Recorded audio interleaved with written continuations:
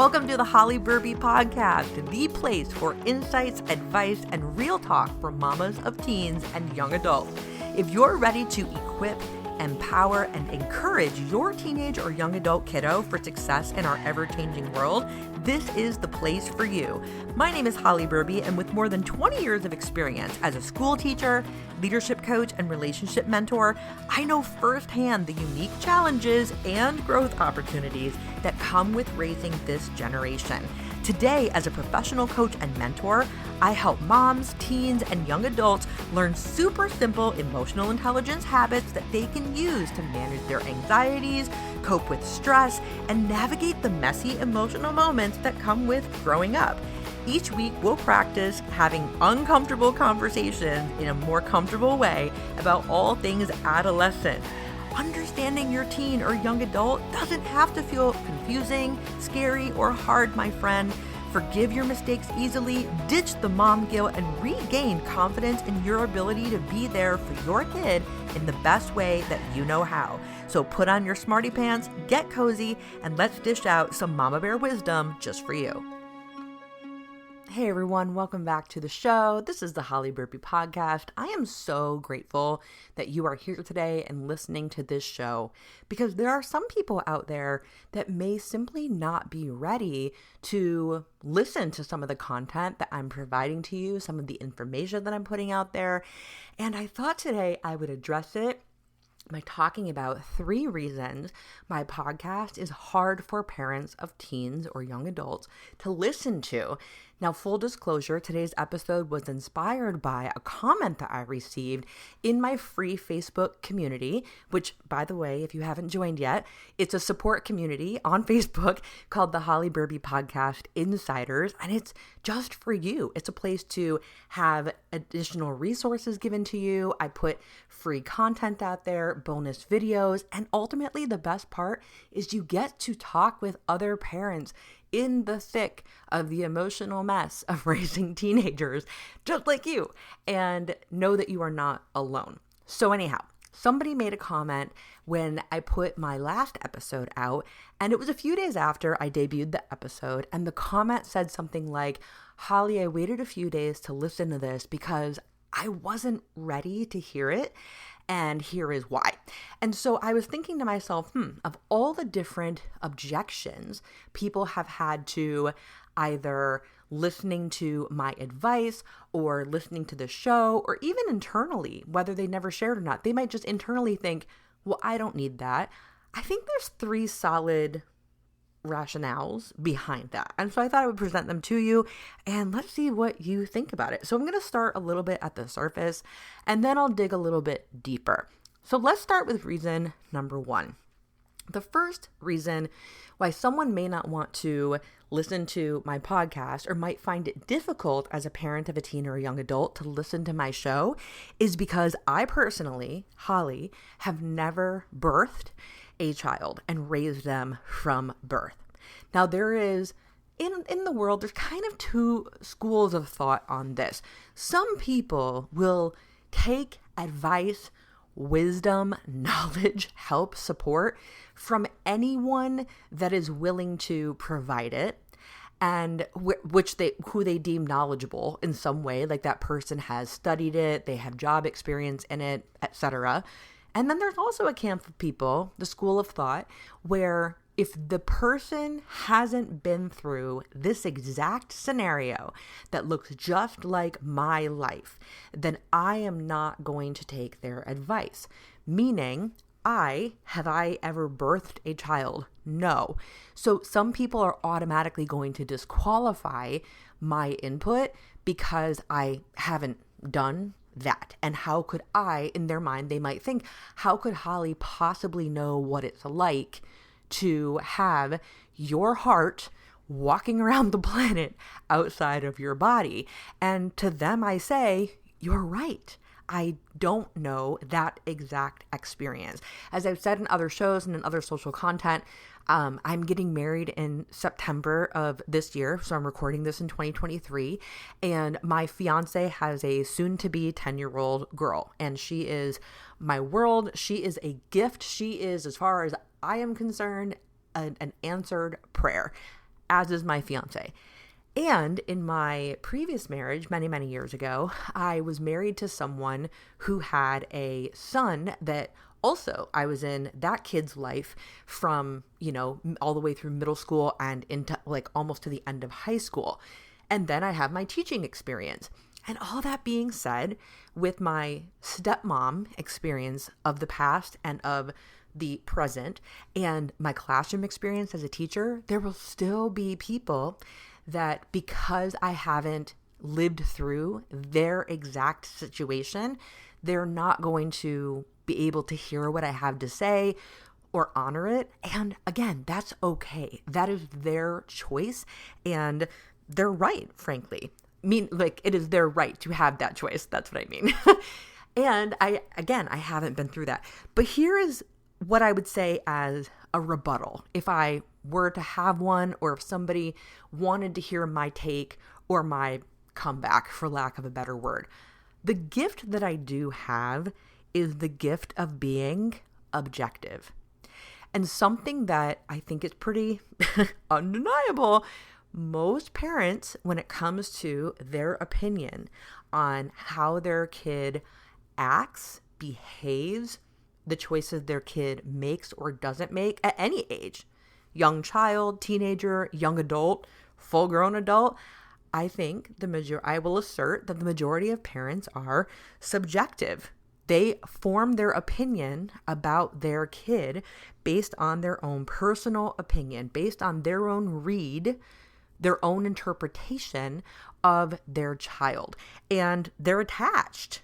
And I don't blame them. I'm attached about things that are related to my dog. I'm not even talking about people yet.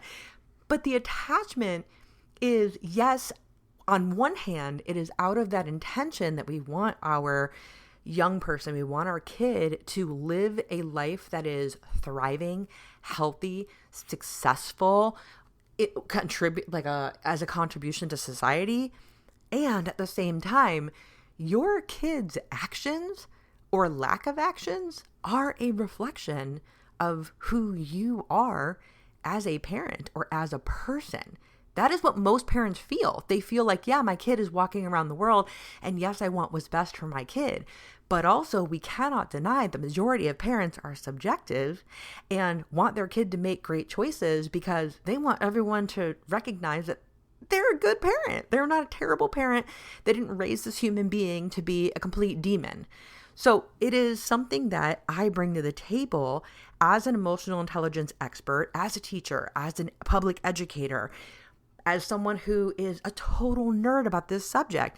I bring objectivity because the only place I can learn from, if not from exact experience as you, is I learn from reading, from studies, from other experts. It's the thing that I am passionate about. This is my baby, is studying these topics over and over and over again and asking questions and consistently recognizing and admitting that I do not have all the answers, that I only know what I know and I do not know what I don't know. Neither do you. And I am okay with that.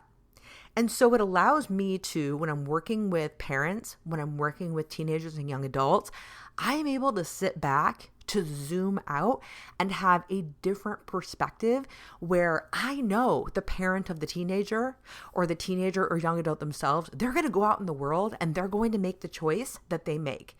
And yeah, I set the same intention that you do. Of course I want them to do well in the world. Otherwise I wouldn't do what I do. But when they make that choice, I am less likely to change my perspective of who I am as a person, as a coach, based on how that kid acts. Whereas you are more likely to take some heat for it if they make some not so great decisions and choices. So that's one reason why the podcast might be difficult for some parents of teens to listen to, because they want someone who is 100% relatable, that is going to present another subjective opinion that they can go, oh yeah, that's the same opinion that I have. But I'm bringing to the table, as much as I can, facts, objectivity, and a detached perspective. And I think that can be a gift. And the last thing I'll say on this is there's a phrase in coaching, we call this your blind spot. And yes, it's just like your blind spot when you're driving a car or learning how to drive.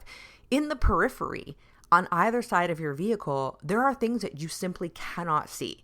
And when you're learning how to drive, you have to create a habit where you are consistently looking at those areas and making sure that you are not in harm's way, that you are going to merge lanes when you can without hitting anyone. And coaches, what we are skilled and trained to do is I'm watching you drive that vehicle. In this case, I'm watching you parent your teen, parent your young adult, and I'm looking for blind spots. I want to hear from you when I'm coaching you. What do you see in the blind spot? What do you think might be there that your eyes aren't literally seeing, but you have a feeling that it's there? And then what I can do is I can zoom out in perspective from an objective point of view and go, well, I kind of see this thing over here. What's your take on that? What is your feeling on that? What is your thought on that? So I can ask you questions where we can together discover what some of those blind spots are and then correct them and form those habits that you need as a parent, as someone who's committed to raising emotionally intelligent young people. We can then create the habits and the strategies together that will course correct not only your blind spots and make you better as a parent, but also then you get to teach your teen and your young adult these skills as well. And that helps them to mature into emotionally intelligent young people as well. So that's the first part. It's kind of the longest reason, but all right, let's go into the second two. The second reason that my podcast might be hard for some parents of teens to listen to is because we're not talking about little kids anymore. We're talking about teenagers. And I assert that when your kids are younger, when your kids are born, they're toddlers, they're kindergarten, school age, especially if you have more than one child, especially if it's your first child we're talking about, you are more likely when they are younger to take any little piece of wisdom that you can get. Think about if you have your child from birth. There were probably so many resources that you were seeking out. Everything from what should be on the baby registry, how do I breastfeed, do I need a lactation consultant, the car seat, putting together the car seat, the stroller, do I really need this, do I really need that, how many burp cloths really will I go through in a day? Listen, you were probably a seeker of information at that time. And then if you did have more than one child, then probably by the time you had your second one and further on, you have a little more experience under your belt. And while that can give you some confidence of, okay, I've been here, I can do this. Also, that experience, if you're not careful, can also cause you to start to reject other people's insight, other people's wisdom. Now, notice I'm saying insight and wisdom and not opinion. Everyone's going to have an opinion, but you might, when you get comfortable with something, it's easy to say, I know enough.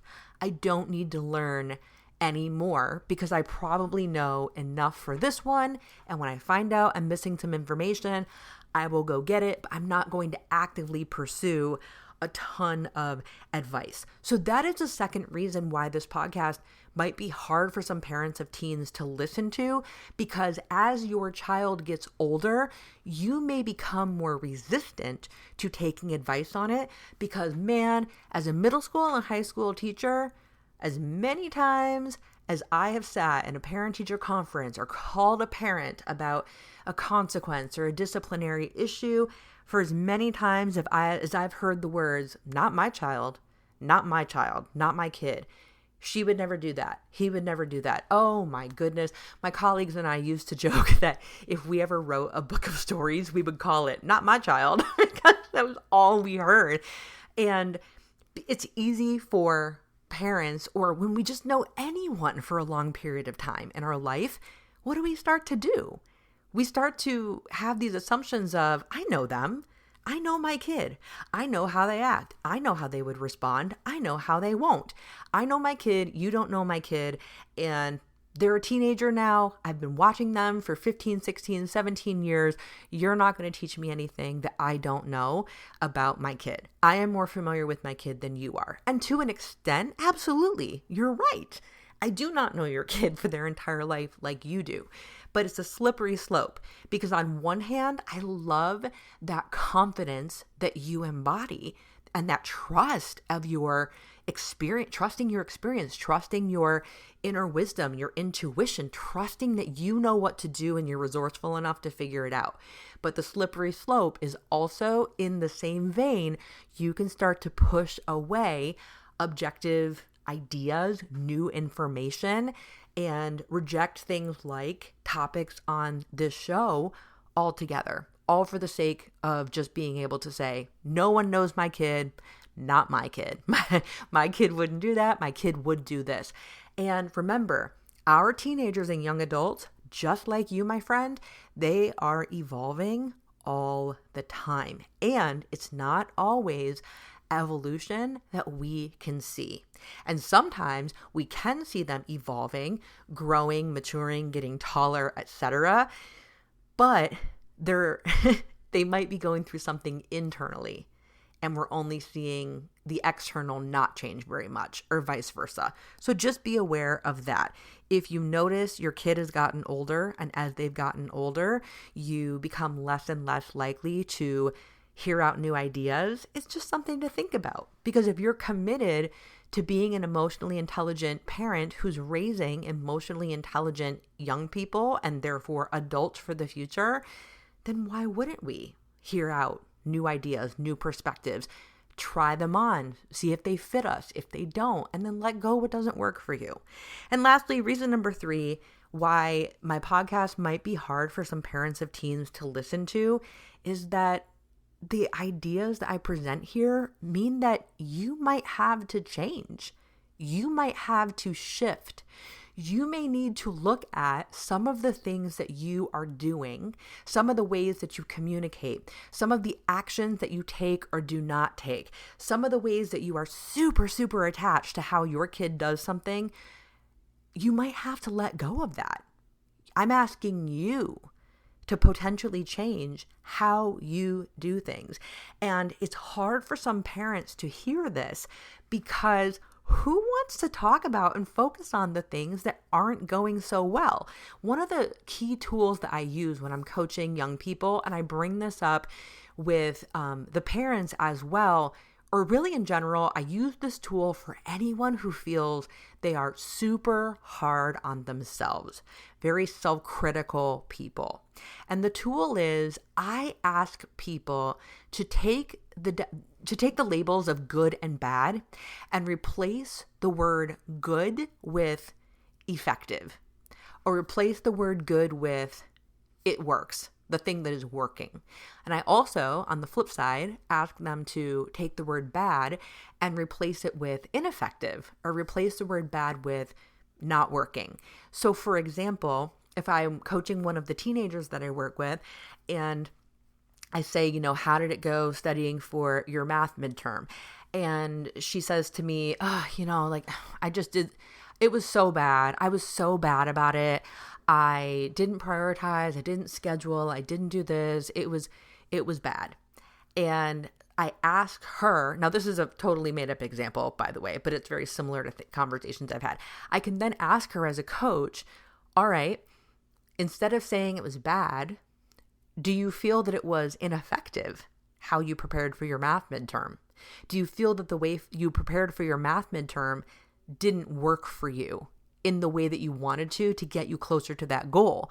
Now, with that reframe of the question, what happens is parents, if you tend to take these things personal and you're super self-critical, when we take out the word bad, we therefore are able to talk about the action without labeling you as a person. Meaning, if there's something that you do or don't do with your teenager or your young adult kid, and you tell yourself, oh, that was bad. I shouldn't have said that. That was bad. This was bad. Then this happened and that was bad. Can you switch the language to it was ineffective? Can you switch the language to it didn't work? Because now we're talking about the action that was ineffective and not giving you the desire that you're after. Instead, if we say this was bad, that was bad, you are telling yourself that you as a person are bad. And that is simply not true. So this is a way to, what we call in transformational world, this is a way to uncollapse, to take and separate your worth and value as a person and separate it, uncollapse it from the action that you took or didn't take when it comes to raising your teenager or young adult. So again, reason number 3 why my podcast might be hard for some parents of teens to listen to is they may not be ready to hear the information because it may be asking them to shift or change something. And if that is you, try on that tool. Can you listen to the skills and the habits and the suggestions that I present on this show and just simply start with some mindfulness, some self-awareness. Notice if you're listening to something I present and you think to yourself, oh, I did that. That was bad. Interrupt yourself. Put the big stop sign in your brain and think, stop. No, it's not that it was bad. It was simply ineffective. It simply didn't work. I am not bad. I am a well-intentioned parent who loves, who cares, who's kind, who wants the best for my family, for myself, for my child. And I made a choice. I took an action that was simply ineffective. And so use that tool. That might help you to hear some of this information and not feel like at the end of every episode, oh, I messed up again. No, you didn't. Remember, we are all doing the best we can with what we know. You know what you know. You are aware of the things that you know how to do, right? You know, for example, how to make your bed in the morning. Doesn't mean you do it, but you probably know how to do it. You know how to do that. You likely know how to drive a car, and you know how to do those things. You also are aware in life as a parent and as a person, you also know the things you don't know. For example, if you are a physician, you can admittedly say you likely don't know how to drive a school bus. If you are, I can't even think of any examples right now. Anyway, I hope you get the point. There are things that you don't know how to do. The majority of us probably don't know how to fly an airplane. The majority of us probably don't know how to perform open heart surgery. You know the things you know, and you know or are aware of the things you don't know. But what I'm telling you, again, is you know what you know. You do the best with it that you can. But what this show is about is highlighting your blind spots. And what we're getting into the root of is the things that you don't know that you don't know. You don't even know that it's out there. You don't even know that this suggestion, that this thing has been in your blind spot, and it's the thing that has been keeping you from having the result with your teenager or young adult for so long. I am here to highlight those things for you. I hope this episode is helpful. If you ever notice just by reading the title of an episode or listening to some of it, if you've ever had a moment of defensiveness or what does she know or I do the best I can, if you notice you just have these feelings come up, come back to this episode and remind yourself, again, you're doing the best you can with what you know how to do, and you are resourceful. You have the resources. We all are learning. And if your commitment is to remain open-minded in the sense that you are learning with the intention to grow, learning with the intention to get closer and closer to the kind of family and parent and result with your kids that you want, that's all we can do. The aim is good enough. And the results, well, the results will show up when they do. So be easy on yourself, my friend. That's all I have for today. Thank you so much for tuning in. I really appreciate you. And until next time, I'll talk to you next time. Thanks for listening. I'm sending you the biggest hug from over here. I truly hope this episode brought you one step closer to navigating quarter life challenges with confidence. If you enjoyed this episode, it would mean so much to me if you take 30 seconds to help others discover the show. Share this episode with a friend, leave me a 5-star review on Apple Podcasts, or take a screenshot of today's episode, tag me in your Instagram stories at holly.berube.coaching, and share with me what you learned. Want more discussion and support from other mamas? Join our free community, Holly Berube Podcast Insiders, over on Facebook. I'll leave the link for you in the show notes. Until next time, stay curious, remain encouraged, and keep empowering yourself. You're doing great, I promise.